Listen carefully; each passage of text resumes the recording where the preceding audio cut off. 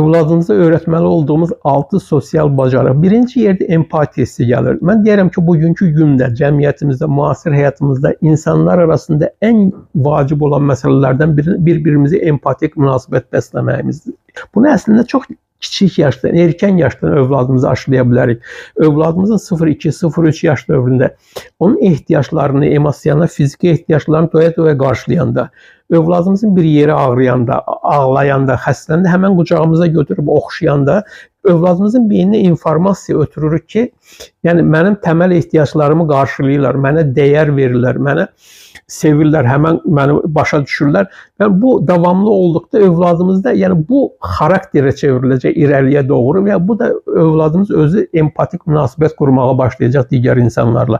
İkincisi növbə tutmaqdır, növbə gözləməkdir. Özü rəva görmədiyini başqasına rəva görməmək kimi bir əxlaq kodeksinə uyğun gəlir. Yəni valideynlər özləri nümunə olaraq bunu övladlarına həm sosial həyatda, həm gündəlik həyatda, marketdə, digər yerlərdə nümunə olaraq övladlarımıza bu növbə gözləmə alışkanlığını qazandıra bilər. Dinləmək alışkanlığı çox önəmli bir məsələlərdən biridir, dinləmə alışkanlığı. Yəni bunu erkən yaşdan körpə övladımız oyanıq olduqda onunla üz-üzə söhbətlərlə təməlini qoyuruq. Sonra irəliyə doğru kitab oxuyaraq, hər hansı bir kiçik hekayə oxuyaraq, bir hekayə danışaraq sonra övladımızı sövq eləyə bilərik ki, xahiş edə bilərik ki, o da bizə həmin danışdığımız hekayənin xarakterini, ana süjet xəttini söyləsin və bunu alışqanlıq halına çevirə bilərik. Bir-birimizə çox həm özümüz diqqətlə dinləyə bilməliyik onu, həm də o da bizi diqqətlə dinləyəcək. Göz təması çox önəmli alışqanlıqlardan biridir, göz təması. Bunu çox erkən yaşdan başlaya bilərik. Övladımız oyanıq olduqda üz-üzə göz-gözə söhbət edərik.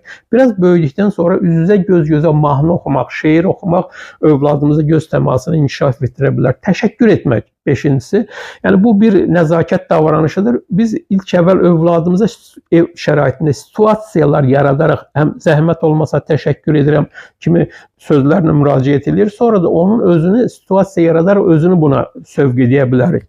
Altıncısı üzr istəməkdir. Yəni valideyn xüsusi ailələrdə bəzən olur ki, səhvlər eləyirlər, valideynlər arasında bir-birinə qışqırma olur, övlada qışqırma olur. Yəni bu halda dərhal valideynlər üzr istəməlidirlər. Yəni ki, səhv etmək qəbahət deyil, ancaq səhvin nəticəsini, yəni səhvdən dərs çıxartmamaq qəbahətdir.